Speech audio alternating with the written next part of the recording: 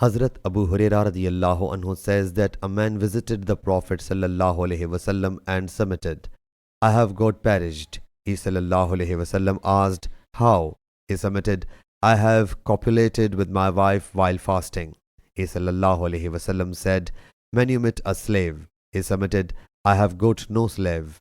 He sallallahu alaihi wasallam said, "Observe a fasting of 2 consecutive months." He submitted, "I cannot do so."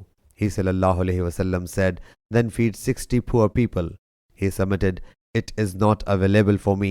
Then the Prophet sallallahu alaihi wasallam was presented an arq, a unit for measurement containing dates. He sallallahu alaihi wasallam asked, "Where is the questioner?" He submitted, "Here I am." He sallallahu alaihi wasallam said, "Give it as alms." He submitted, "O Allah's Apostle sallallahu alaihi wasallam, am I give to the one poorer than I am? By him who has sent you with the truth, there is no poorer family than mine between these 2 stony plains, Madina Munawwara." The Prophet sallallahu alaihi wasallam thereupon laughed, exposing his teeth, and said, "Then only you deserve it." Sahih Bukhari, Hadith number 5368.